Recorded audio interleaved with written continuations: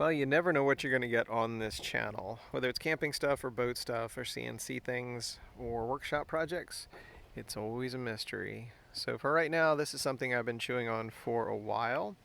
I've got a quick little camping trip coming up in a week or two, and I thought this might be an interesting solution. The camper top that I had on the truck I hadn't used for a long time, so we went ahead and sold that. And we're going to try something else here simple and see how this goes.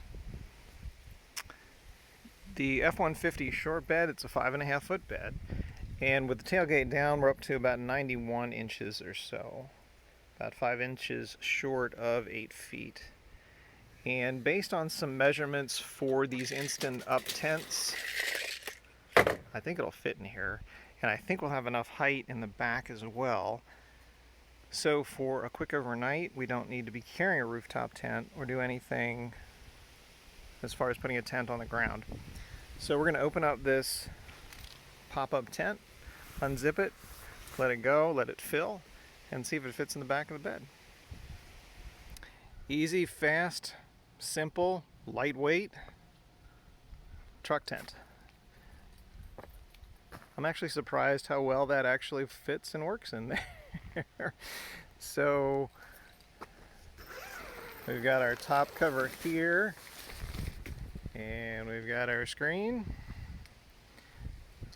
and the next one down is our access point here.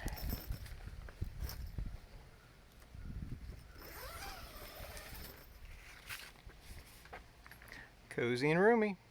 Got our vents open because it's crazy hot here today. Super easy, very cheap. I think this was 50 bucks, 45 bucks, something like that. And it just drops in here. And again, this is an F150 shorty with obviously the tailgate down. I've got the hard cap here there. If you don't have a hard cap, you just have a little bit more headroom. But the hard cap gives a little extra weather protection. Pretty cool. As far as the tie downs, this is what I did for this. The tent is designed to use stakes nailed into the ground, and my plastic liner here that came with the truck has a bunch of little holes in it.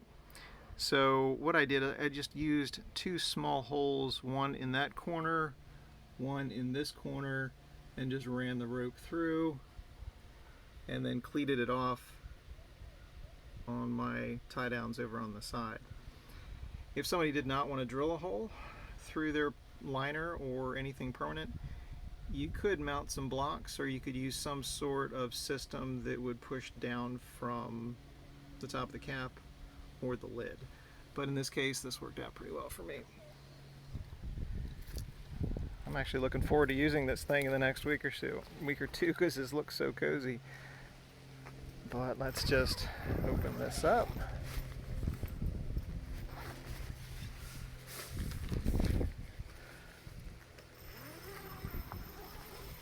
Open this up here. Just a view from inside. And my head is not all the way back towards the back of the tent. With my boots and laid down and everything, we're probably about 5'10"-ish. And we still have extra space at the end, and I've got about 4 or 5 inches above my head here. Even got some pockets to put our phone or a book or something else. This is really cozy. I am really looking forward to using this. We've got our screens all toggled down, so we've got lots of air movement through there.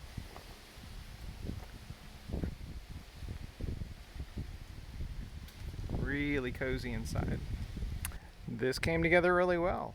Old school truck tents are certainly an option, and they provide a lot of headroom and a lot of space. They do take longer to set up. They are a little more expensive. If you're just running in for a night or two, and especially if you have a hard cap here, you can fit it under a hard cap. But this came together pretty well.